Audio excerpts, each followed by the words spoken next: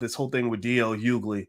I think there's a little bit to talk about here in terms of business, race, politics, and all the things we talk about on this platform. So get comfortable, buckle up your seatbelt. We're going to get started on drboycetv.com right now.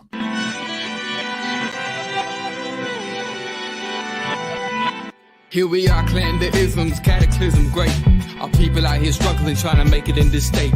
Everybody out here doing it, but we the ones too late. Now family, we the ones who gotta delegate. Get that money in the power, never be fake. Stick to co-sign for 3. What did he say? Create jobs, support our own. Educate the same and buy back your home. Got 3 degrees, triple 10. 3 PhDs, now we on the CNN. DBTV, let's talk about negligence. Ignorance is bliss, but we can turn it to intelligence. Believe none of what you hear, half of what you see. Let's break it down here on Dr. Boyce TV. Here we are. Hey, what's going on, guys? Welcome to drboycetv.com, the home for intelligent Black people. My name is Dr. Boyce Watkins, and I want to say hello to everybody. What's going on, Black folks? How you doing? What's happening on Instagram? My Instagram is The Real Boyce Watkins. And I see you, Michael Johnson and Foxstone Flicks. Do me a favor, hit the thumbs up button, thumbs up, and also shout out your city. Let me know what city you guys are from. I always like to do a Black city shout out.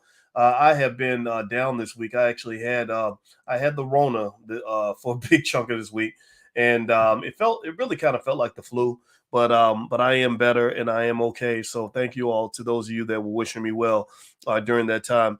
And let me see here. So today I want to talk a little bit about something I wanted to ask you guys about. As I mentioned your cities here, I see New Mexico and Milwaukee and DC, Orlando, East St. Louis. Let's see here. I see Toronto, currently living in Miami, says Christine. Christine, okay. I love you too, sis. Brooklyn for Bravid. Is that Bravid or David? Let's say Bravid, okay. And Sanderville, Georgia, London, England. What's going on? Hello, everybody. What's going on? And I'm going to tell you that it was really disappointing to be sick this week because Jay Morrison and the Black House, they're hosting this awesome event down in Atlanta. And you guys know I have an office in the Black House, and I got an office in the Black House because I wanted to show support for what's happening at the Black House. The Black House, in my view, that's the new Black Hollywood. That's literally where you're going to see eventually $1 trillion industries emerging out of that. Atlanta has all the talent right now. Atlanta is the new Black Hollywood. It's not even the new Black Hollywood. It is basically just our Hollywood, in my opinion. And so I would encourage you, if you run through Atlanta, to go to the Black House. And also, I'm going down to Atlanta soon to meet up with another business partner by the name of Brother Ben X, and he's doing something called Hereafter Farms. And I became an investor in that project also because I saw what this young guy was doing, and I was so respectful of it. And then also Julian Gordon, another mover shaker guy that's just really killing it.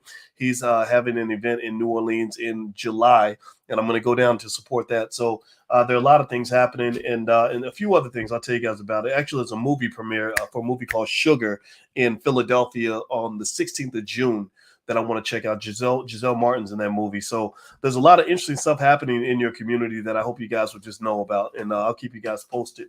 So let me ask you all this. Did you all follow what was going on with Monique and DL Hughley? How many of you saw that Monique and DL had this little blow up and this back and forth, and Monique kind of went on stage and kind of, acted a fool. Let's just say she acted a little bit of a fool.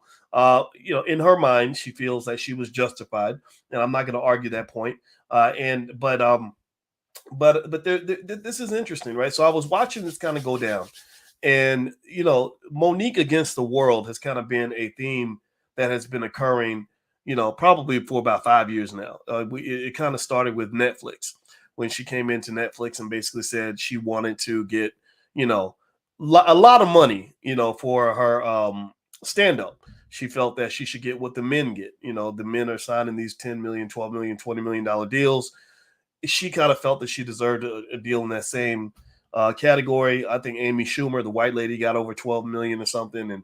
And I'm not going to argue that point. There is a whole economic conversation to be had, though, about the market.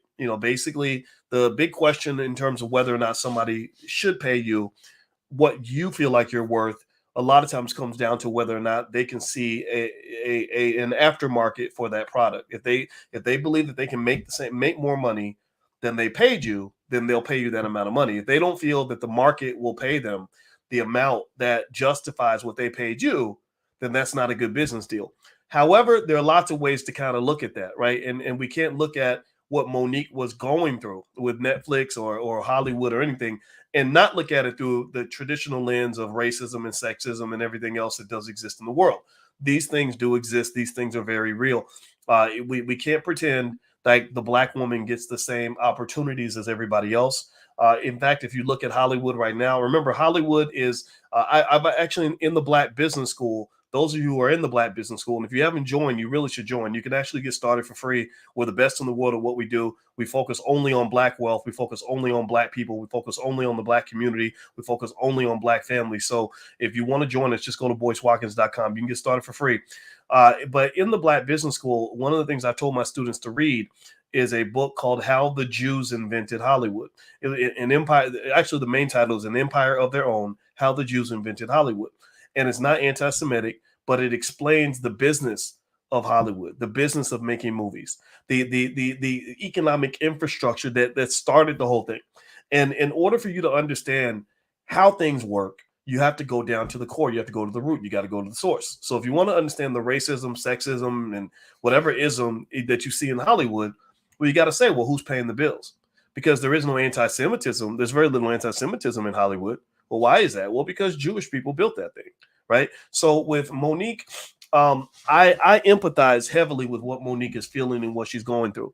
And when I speak about Monique and DL Hughley, I speak very carefully in my own mind because I know them both. You know, I've known them both for years. And Monique has come on this platform with her husband, and they're very nice people. They've called me on the phone, and we've had conversations, and I did mostly listening. That's what I do most of the time when mainstream celebrities call me. I just listen and try to understand what's going on. I don't have much to say, and I like Monique. I like Monique more than I like DL Hughley. I've known DL Hughley longer than I've known Monique. I don't dislike DL Hughley. I just don't necessarily connect with DL. I don't agree with him politically on a lot of issues. I think that there have been times where he's just kind of really gotten on my nerves. But at the same time, here's the thing about DL though. DL is a professional, and Monique is a professional too. In terms of talent, you know, these two individuals are so talented. I can think about, here's the deal. If I'm making movies, I'd love to have Monique in my movie, because if you notice, most of the movies Monique has done, she made the movie. Like, she literally took the movie to another level. Did anybody watch? Give me a yes or no if you saw that movie. I think it was called This Christmas or something like that. And they put Danny Glover in it, and Monique was in there. She did a great job with that. Now, by the way, Tank 4082, I see your comment, and this is a platform for intelligent Black people, so I'm gonna have to put you out of here. Because you, when you make ignorant comments, you better be silent and stupid. Because if you're silent and stupid, you can stay. But if you're loud and stupid, then you're identifying yourself. You're playing your whole card, and you're gonna get banned for life. So just know, I see most of y'all, 99.9% of y'all are on point. You're cool. But we got a couple trolls that come in, and I just want to make sure I make that troll announcement. So if you're a dumbass, you better be a quiet dumbass, because the minute you say one dumbass thing, I'm going to ban you, and I will ban you for life. Like, you'll never, ever, ever be invited back. So just so you know that, I just want to give you that warning, so you don't say, oh, well, Dr. Boyce banned me because I said one thing. Well, you know what? We ain't got time for dumb motherfuckers up in here. We're trying to be intelligent Black people. And if you want ignorance, there's ignorance all over the world. You can go find it everywhere. There's an oversupply of ignorance for Black people. The ignorant Black people are on every channel of BET and every other network that you want to watch. And so we're trying to do something a little bit different. So anyway, let me keep going. So Monique, whenever she's in a movie, she always kills it. Whenever she's in the movie, Monique just brings that extra pop that makes the movie great. You know, she's that good, and her stand-up, meh, I'm not saying it's bad. It just doesn't do it for me the way. But when I saw her like in This Christmas, and I think, what was it, Roscoe Jenkins? Anybody remember that? Like, these was like some real good, like, you have like a plate of food that's like really good soul food that just like literally like is almost orgasmically good. Like you literally want to dance while you're eating the food because it's so good. Like some of her movies are in that category of being just amazing, right? And that's a fact that doesn't change. What does become challenging and interesting to figure out, and I'm not even really going to state it in terms of taking a side one way or the other, is that when Monique comes in with a perspective, I'm not going to call it baggage. You could define it as baggage, but let's say a perspective that because I am an Oscar winner, I should get paid this much, or because I'm a black woman, they're mistreating me, and this ain't right. You should stand with me in this political battle that I have against the world, which we know is racist and sexist and everything else. I think that makes it difficult to do business. It kind of makes it a little bit more challenging when you're talking about this deal, for example, she had with DL, where DL, one thing you can say whatever you want about DL, but DL is he's a professional.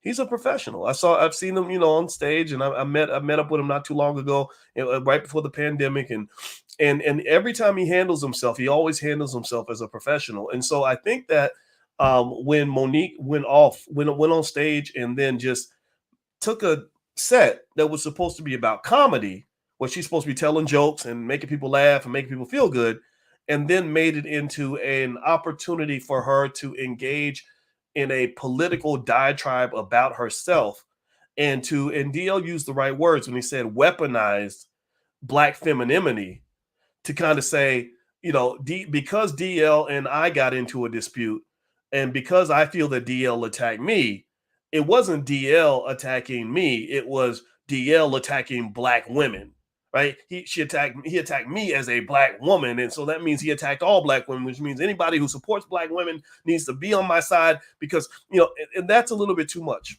That's too much and too far. I didn't agree with that. I thought that was, sure, any answer can be the right answer for you, but every answer is going to have a consequence, right? Every answer is going to have a consequence. So on one hand, you can act a fool and do whatever you want if you're prepared for what the consequences are. So Elon Musk, for example, he's a good example. He's a white man who acts a fool every day. He says things on Twitter that piss off half the world. There are lots of spaces he won't be invited to. He probably won't ever get a deal with Netflix. But Elon Musk also has wealth and resources and infrastructure of his own that doesn't lead him to need to ask for anybody's acceptance, validation, or involvement, or permission to get anything done. I'm sure he needs permission to a point, but he has a lot of independent power that allows him to piss a bunch of people off and still go out and manufacture more cars than damn near anybody else in the EV space. He can still go out and build that next rocket ship that's going to get him to the moon or to Mars or wherever he's trying to go. So what Monique did, here's what I saw. I saw what a lot of people see, which is this pattern, right, where she's kind of had a beef with, I think it was Oprah and Tyler Perry and Lee Daniels and DL Hughley and Netflix, and etc. And I understand those beefs. I really do. There's a reason why I've never worked with any of those people. I've had engagements with every single one of those people, meaning that at some point our orbits have crossed paths. I was approached by the Oprah Winfrey Network many years ago about possibly doing a financial show because I wrote a book called Financial Lovemaking, which is probably one of the best books on love and money that in existence. I mean, my PhD's in finance. This is my science, and they were interested in me possibly doing a show, and we talked 2 times, and they were going to fly me out to meet some people, and it took 2 conversations for all of us to realize this isn't going to work. I don't want to be on the Oprah Winfrey platform. I don't care anything about your network. The compromises that you would be required for me to even try to navigate in that space are just too much, and I would feel like a fish that was pulled out of the water. I would literally feel like a fish out of water. I wouldn't be able to breathe. I would just literally just whittle up and die. So I walked away from the opportunity before they even made one available. And saying that Lee Daniels, I have mentioned to you guys, I think Lee Daniels is a sick son of a bitch. He's one of the sickest human beings out here. And I'm not just saying this because I'm trying to be an asshole. I'm saying it because I've studied this man's bio. I read his bio, and when I read something about, he mentioned his Jewish boyfriend, and I said, "Oh, I get it. Okay, so that's why you're doing so well in Hollywood, because you got the boyfriend that's hooking you up, or whatever." And then he said something like, "My kids have read not Mein Kampf. What was it? I'm sorry, the other book, the Anne Frank. They've read Anne Frank's book, three times, but they never read Roots once." Right? He said something weird like that, with one of those weird Negro peeing kind of comments. And I remember thinking, God, what is wrong with this guy? And but this is what Hollywood does to you. This is why I'm a fan of the Black Hollywood, but not a fan of the old Hollywood, because they literally will take the sickest, most mentally dysfunctional Black people that they can find, and they make them into your superstars. They literally take the craziest, most messed up people ever, and they make them into icons, and you start looking up to the very people you should be looking down on. You literally end up idolizing, because remember, because you're a white supremacist too. You think that you're all free and liberated and all that. No, we're all brainwashed. We're all brainwashed. There's a process. We need to go through a cleansing and to be deprogrammed. And so ultimately, when I saw Lee Daniels get this show Empire, and he's spewing out all this toxic culture into the Black community, and everybody's thinking it's wonderful because he's getting Oscars and Grammys for it. This is the problem that you're dealing with. You're dealing with the fact that you can't win the game because you're in a game you shouldn't even be playing at all. You're letting them win the game by simply participating in the game. The fact that you're even there participating in the game and allowing them to make the rules of the game is allowing them to win the game. So that's why there is a that's why most of us can't get out the trap. The psychological trap is so vast that most people don't get out the trap because they don't understand that to get out the trap, you got to really get out the map. You got to step out the trap and the map. You got to step into another whole reality in order to escape some of this white supremacist stuff, because you'll get in the middle of a white supremacist infrastructure and do your best to be as pro-Black as you can and to fight the good fight. And then you find out that every corner you turn, the white man's always winning. Every time you run to the left, he's over there on the left. You roll to the right, he's ahead of you on the right. Well, it's because they built the whole system around. They built the whole mousetrap that you're in. And so you don't understand. You need to get out of the trap. Just get out. Just don't even participate. Non-participation. So with that being said, when you mention Monique's beefs, and I say this with complete respect to Monique, because I told you I love her. I like her. She's such a nice lady. I understand why she beefed with Oprah. I would probably be beefing with Oprah too. I understand why she beefed with Lee Daniels. Lord knows I would beef with Lee Daniels. Don Lemon did a whole segment on the Tom Joyner Morning Show dogging me out because I had heavily criticized his buddy Lee Daniels. I don't take a word back from that nonsense. Get out of here with that stupid stuff. Who else? I understand why she had an issue with Tyler Perry. I've met Tyler Perry. Talked to him on the phone one time. Let me just say this. I don't like. Remember, there's a reason Tyler Perry has $1 billion and you don't. Tyler Perry's not a bad guy. I'm not saying he's a bad guy. Tyler Perry is an enigma for me too, because on one hand, the reason Tyler Perry has $1 billion and you don't is because he's put on that goddamn Medea dress for 15 years. A Black man dressing like a woman and making money in Hollywood is the oldest damn trick in the book. And if Tyler had never put on the Medea dress, he would be this great iconic filmmaker that you're honoring and looking up to. Again, white supremacy puts you in these weird positions where you've got to do things that are unhealthy, weird, and dysfunctional in order to feel like you're successful, which means that the only way you can be successful without becoming a white supremacist is you must redefine success. You must find a way to redefine success on your own terms. So Tyler Perry has a big, plantation style studio, and he's making all these movies and he's making trillions of dollars because he puts on a Medea dress. I mean, let's just, go right with that. Okay. Does that make Tyler Perry a bad guy? No. When I met Tyler Perry, he was very respectful. I called Tyler Perry one time in 2014, and I said, "Hey, I'm coming to Atlanta. I'd love to do a tour of your studio."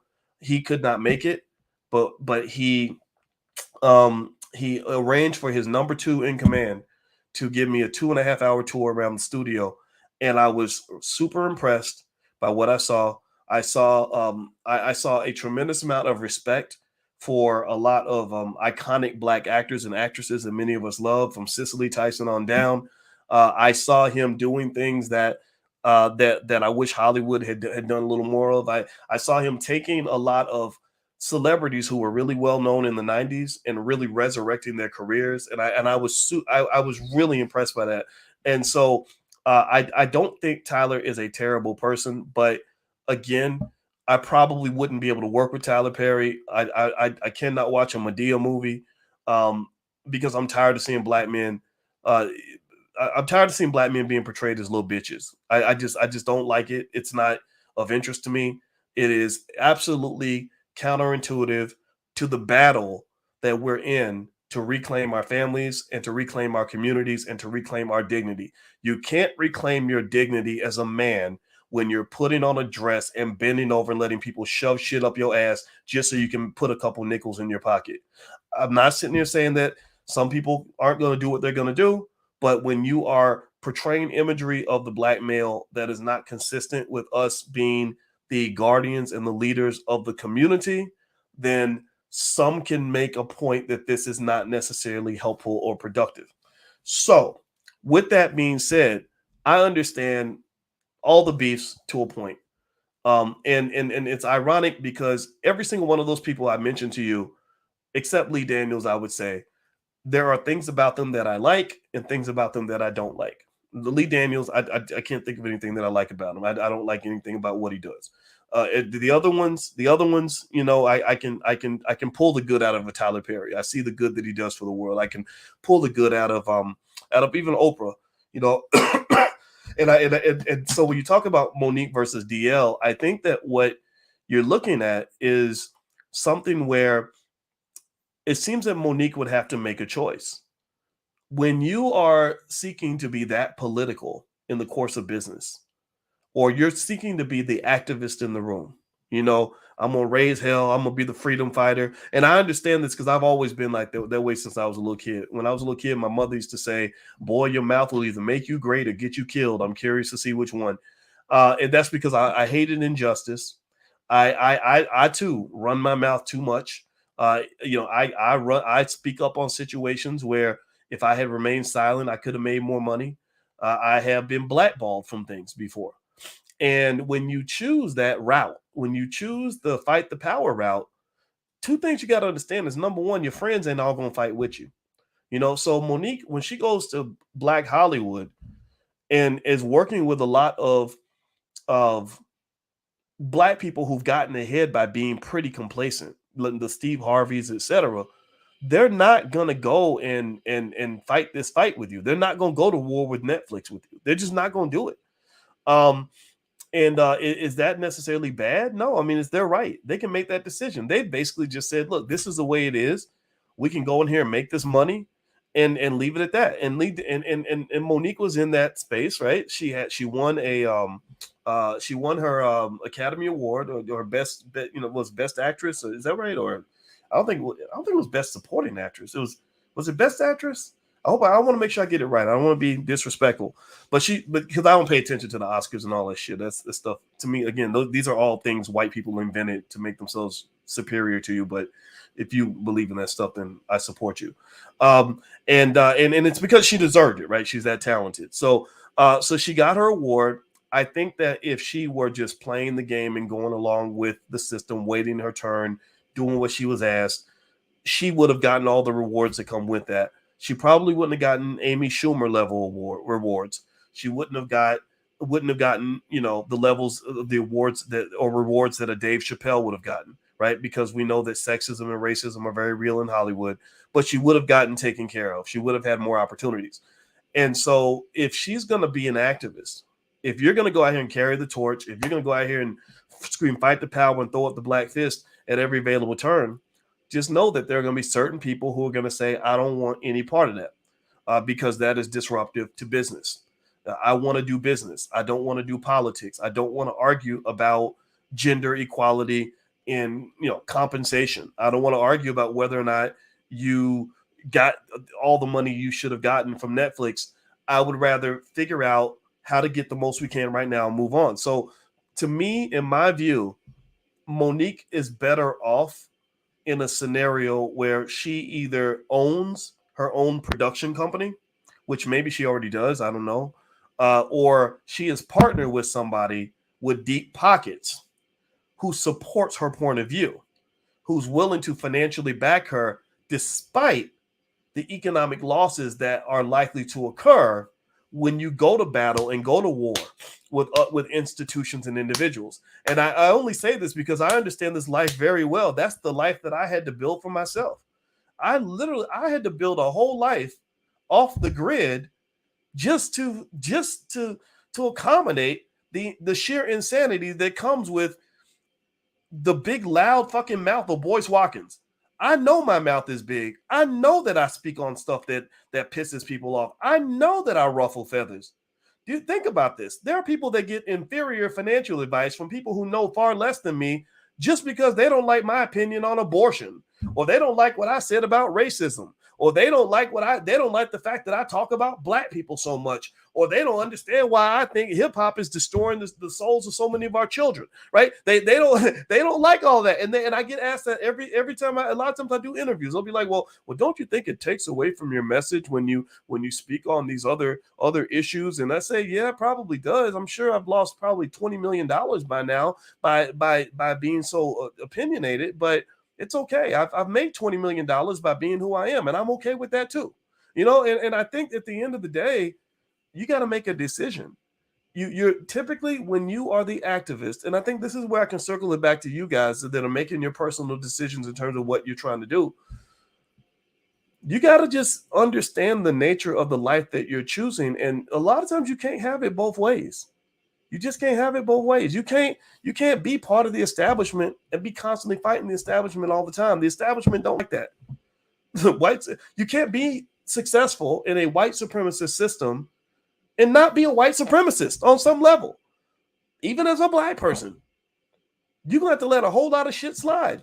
So before you decide that you want whatever little carrots they're dangling in front of you and the little trinkets and rewards, and they catch you, they get you brainwashed from birth. They get you prepared and acclimated from birth to want what they got for you. And as long as they get you wanting what they got, then they've given themselves power. So the way to take away the power is to take away your desire to want the things that they are using to tempt you with. And this goes for almost anything in life that tortures you. Anything in life that's either being held over your head, anything in life that is being used to manipulate you, anything in your life that you really, really want and is causing you tremendous pain. The Buddhists actually have it all figured out. The Buddhists, they have one saying that says something like, you should want nothing. Because when you get to the point where you want nothing, you're absolutely 100% free.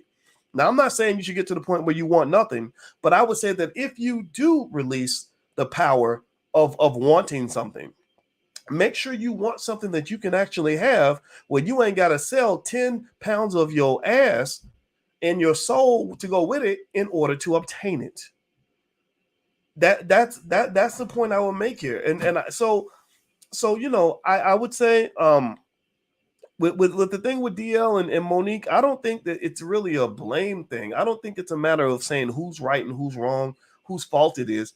I think they're both right. I really do. I think that Monique has a right to, be upset about whatever she's upset about, and she's got a lot of issues. She's right. We live in a racist, sexist society. Yeah, they should be paying her as much as Amy Schumer, and they should be paying her as much as Dave Chappelle and all that, or whatever she thinks. Okay, fine. If that's what you believe, then make it happen.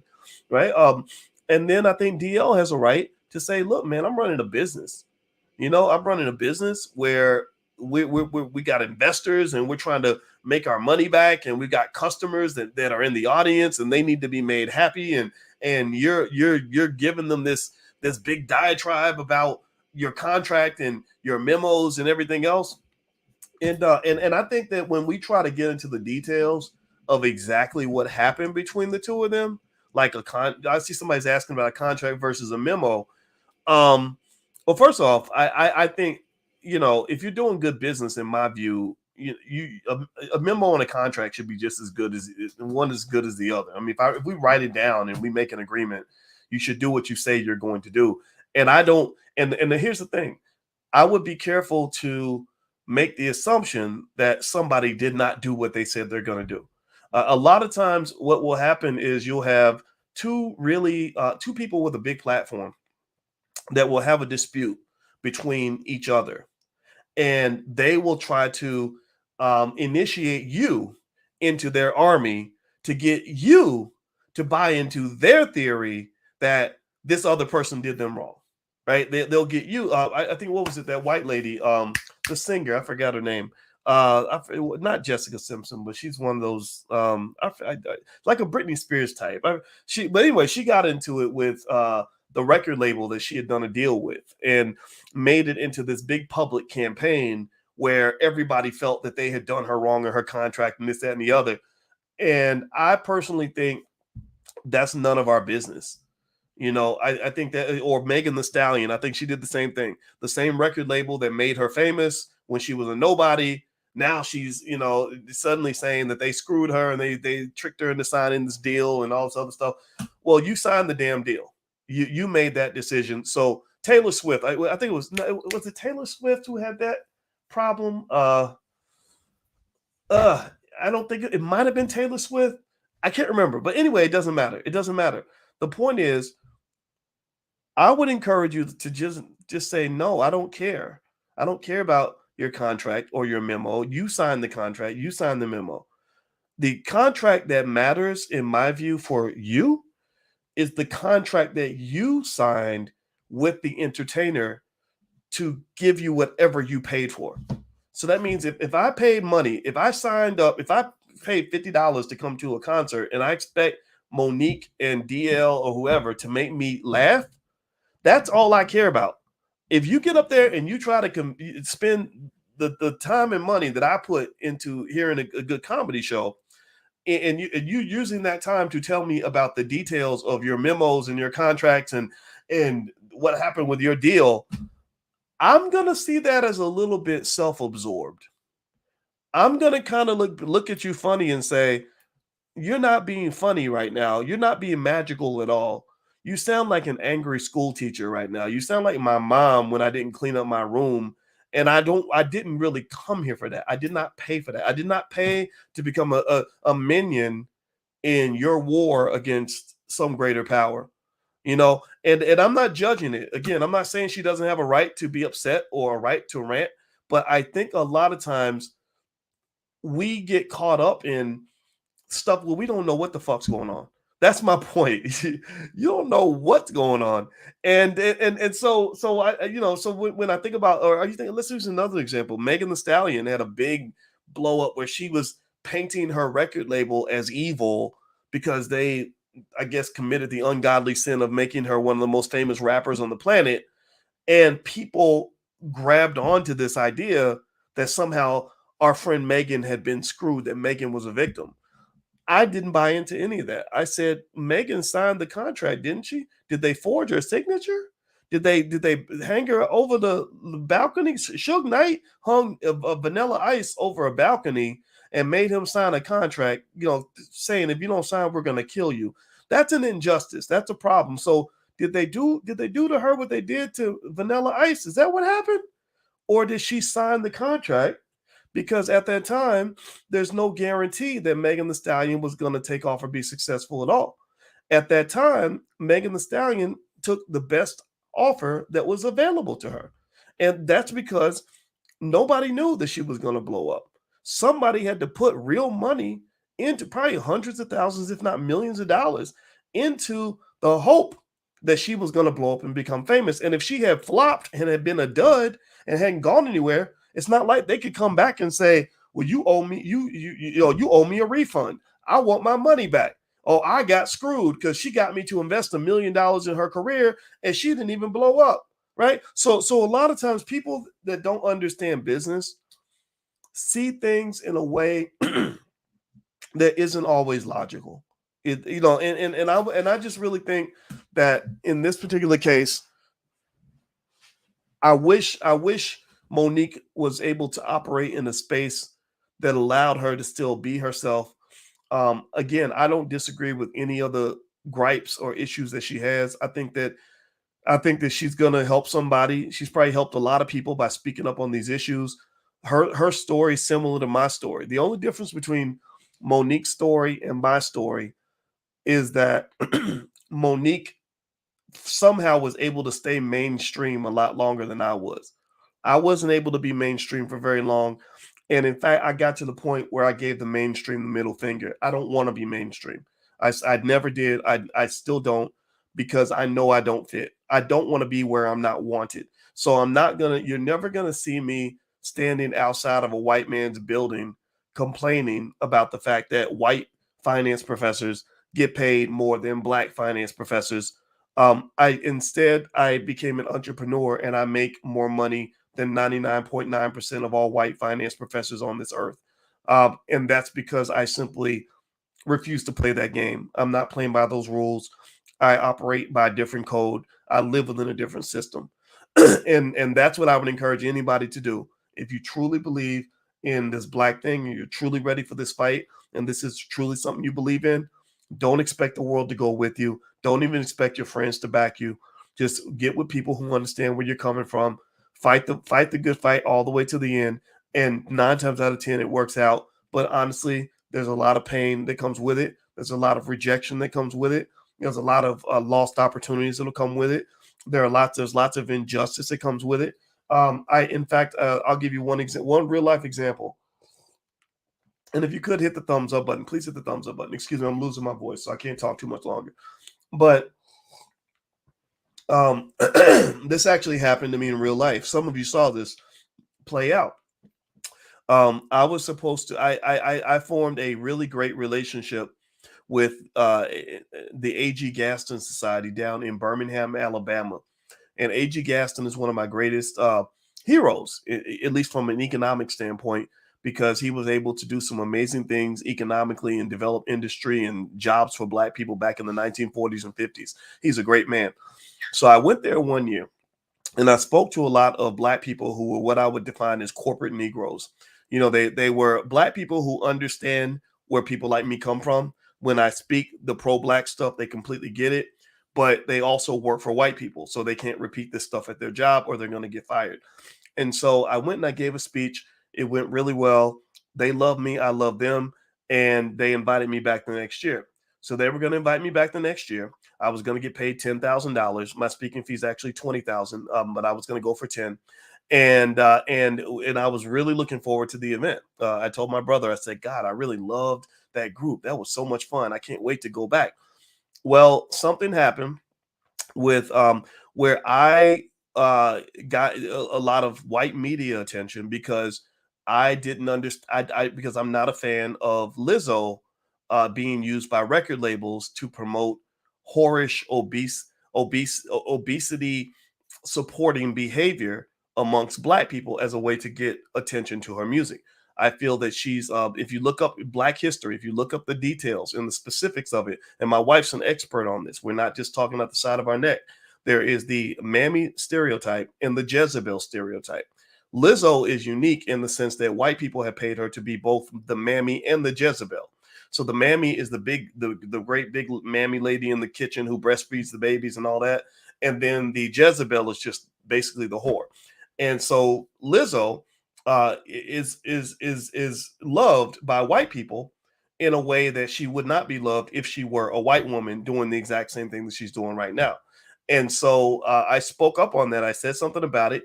It got a lot of attention from a lot of people. I didn't back away from it because every single thing I said was true. I said obesity is killing hundreds of thousands of black people every year. This was before the pandemic. And I don't understand why you think you want to go around telling people obesity is good because they're dying from obesity. And then you saw in the pandemic, lots of black people died from obesity. So I was right. It wasn't. So this is the thing. This is my point in saying that you have to be ready to tolerate injustice if you want to be that fight the power, tell the truth kind of person. They can't debate me. They can't prove me wrong. They never could, right? I'm smarter than all of them, but that's not how the world works. The world ain't fucking fair. So what white media did is what they always do when they can't prove a black person wrong is they will simply talk about that person, but never ever talk to them. So 300 or 400, probably 400 or 500, I don't know, maybe 1,000 newspapers around the world all mentioned this sexist sexist fat shaming professor who was attacking Lizzo, right? And not one of those white media outlets called me to say, Professor Watkins, can you explain why would you say something like that? My gosh, they didn't do that. And so what happens then is that the Negroes down in Birmingham, Alabama, with the A.G. Gasson Society, they get nervous. They're like, they're getting calls from their white bosses like, whoa, you're inviting this radical, crazy black man in to come speak. He's not allowed to speak to our Negroes. And next thing you know, they cancel me to come to the speaking event. So it wasn't because I did something wrong. It wasn't because I got locked up. It wasn't because I went out and shot somebody. It was because I spoke a truth that was actually true, but it wasn't comfortable to white supremacist ideology, right? It didn't fit into the narrative that is accepted in mainstream media. And I lost $10,000 from that. The reason I was able to keep going and the reason I did not care is because I know how to make my own money in other ways. I truly was okay with moving on. And it could have been $1 million and I wouldn't have apologized because I'm not going to apologize for telling you the truth. But these are all codes. These are all rules that I made within myself before I ever got to that point. These are agreements I made with Boyce before anybody gave a shit what Boyce had to say. I figured this shit out. I made these decisions back in 2005 that if you about this life, if you're about that whole stand up, fight the power type of life, just know it's gonna come with a lot of unfairness.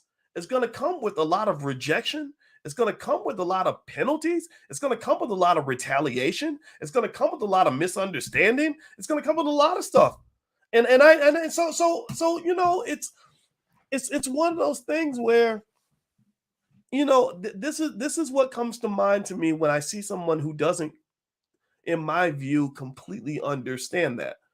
They say, well, why can't I be the loudest person in the room and say things that are going to piss everybody off and still not have the world love me, or still not get the same acceptance as people who go along and go with the flow? Well, because there's a price. Either way, there's always a price.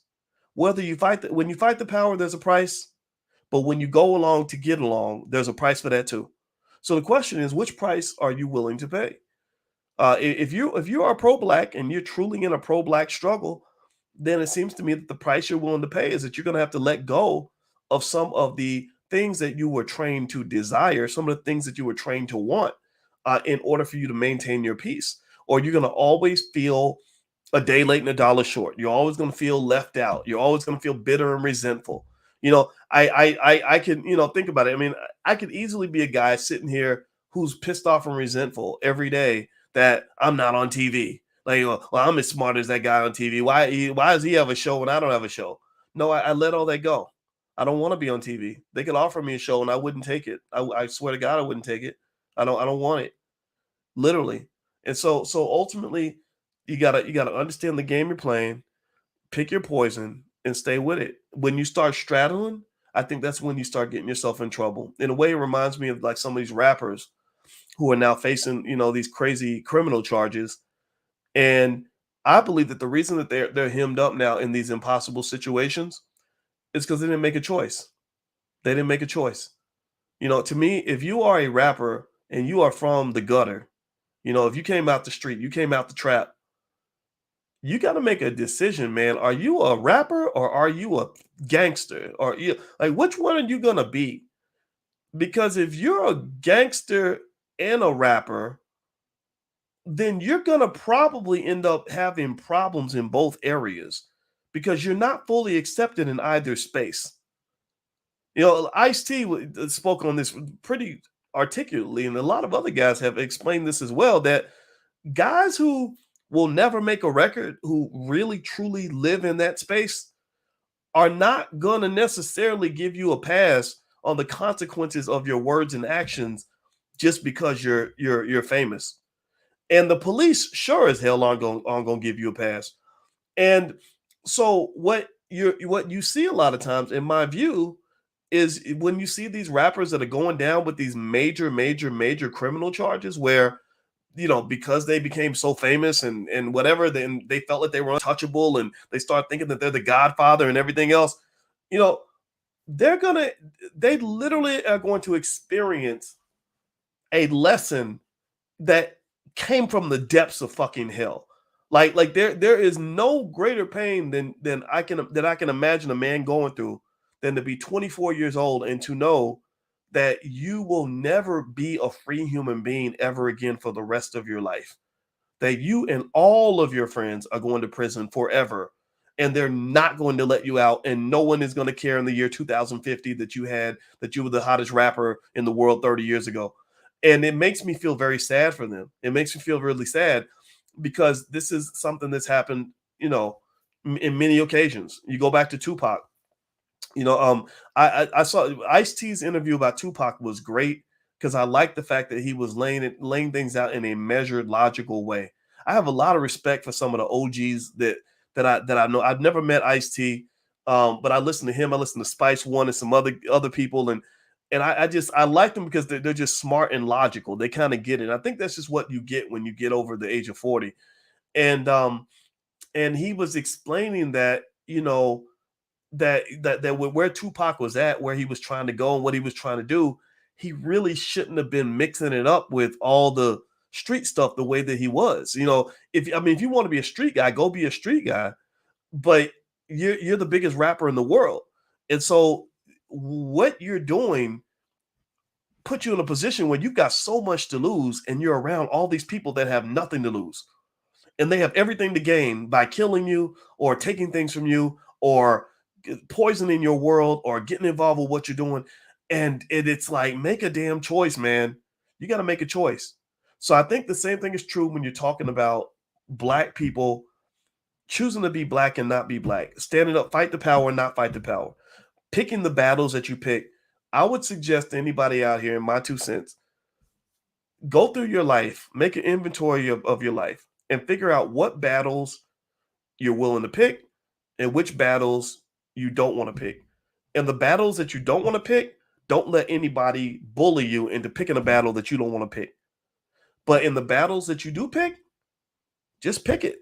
You know, if your battle is, I want to be an independent entrepreneur, I want to make my money as an independent entrepreneur, I don't want to be a corporate guy, I don't want to have a job, then be about that life. Don't waffle back and forth, or you're going to end up losing on both ends. If your battle is this pro-black thing, then okay, be one pro-black. That's it. If your battle is the black family, the black woman, what black wealth, whatever it is you believe in, like, grab that, stand on that, sit on that, don't move. It's gonna storm, it's gonna rain, there's gonna be hard days, it's gonna be awkward times, there's gonna be times where you're gonna think about changing and shifting and all. No, just stand where you're at, and you can build a world around where you are. But when you're moving around and letting people tell you which direction to go and how to be and who to be and what to do and all that, or trying to navigate in multiple worlds, it ain't gonna work. I stay out of worlds that I'm not invited. I don't want to be there. I don't want to go to spaces that involve a lot of people who can't understand who I am and why it matters to me. You know, and that's my 2 cents on the issue. So I guess if I were to summarize my position on Monique and DL, I would say I probably actually ironically side more with Monique in terms of how she feels and why she feels that way, because she's 100% right. And I told you, Monique is a genius. She's the best actress, one of the best ever. I told you, she takes a movie to the next level. If I was making a movie right now and Monique wanted to be in my movie, I would put her in it. I'll be happy to have her in it. Just don't cause no problems or whatever. But I would love to have a Monique in my movie because I think she's that good. But I do understand where DL was coming from, in that I thought that it was inappropriate to use that stage to involve the audience in your personal dispute with DL. I think that that's something that could have been handled separately, backstage. I don't think it was necessarily professional. And I completely understand somebody saying, you know, I totally understand all that, but I don't want to do business like that because that's how people lose money. Chaos like that causes people to lose money, especially when your customers are unhappy because they're sitting in the audience like, we didn't even sign up for any of this. And that's, it's like if you go to McDonald's and you want to get a cheeseburger and fries, and the employee is mad at the assistant manager because they didn't get their paycheck on time, and instead of giving you your food, they take your money, and then they spend the whole time telling you that they're not giving you any food because the manager didn't give them their paycheck on time. I'm like, man, fuck your paycheck. Give me my goddamn cheeseburger. Like, y'all figure this out.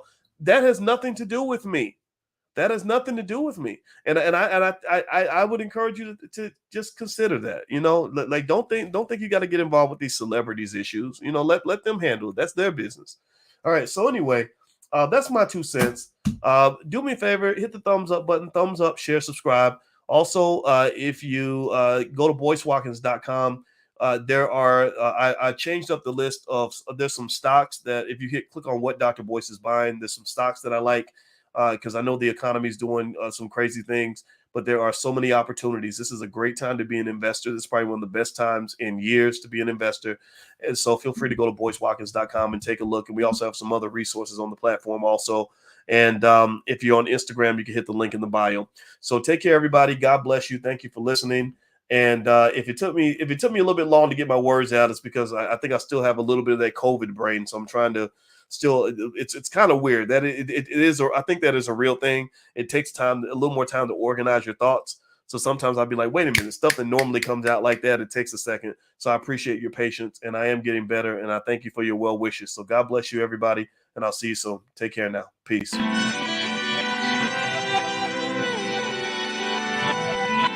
Here we are, clan the isms, cataclysm great. Our people out here struggling, trying to make it in this state.